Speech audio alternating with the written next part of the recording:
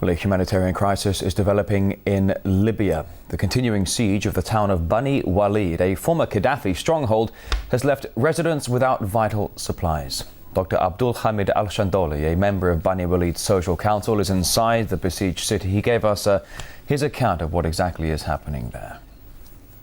The situation in Bani Walid is standard and bad.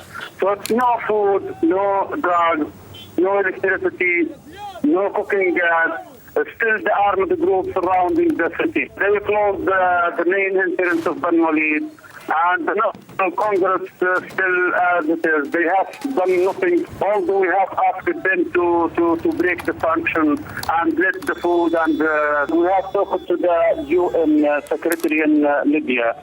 But they have done nothing, and it's more difficult day by day.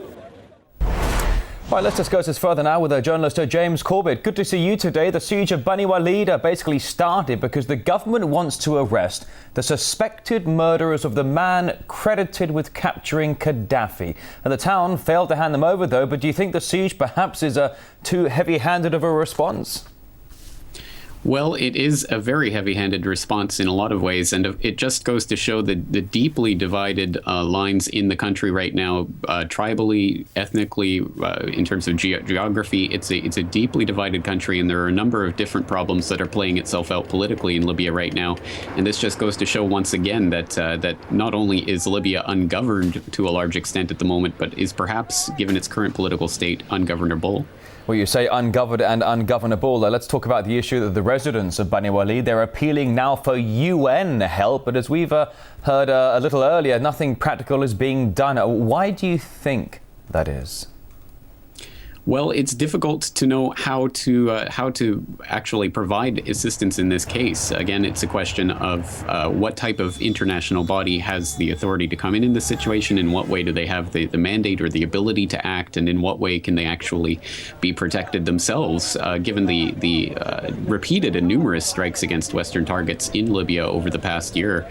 I think it just goes to show that really the country is descending into a type of chaos that is really the predictable result of this type of regime change through violence that we've seen time and again throughout the past decade, from Afghanistan to Iraq to Libya and potentially now towards Syria. A predictable state of chaos, as you say, but certainly there's a political crisis developing as well.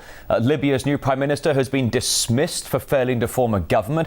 Is the country's new political system even doomed before it starts?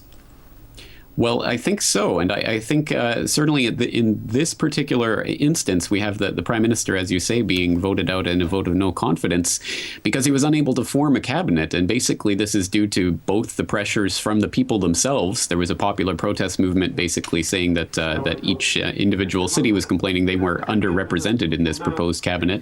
And you have the political dealings with the major parties behind the scenes, including an offshoot of the Muslim Brotherhood, which is trying to work with the National Force Alliance to try to get into a greater position of power in the country. So there's a lot of power politics playing out.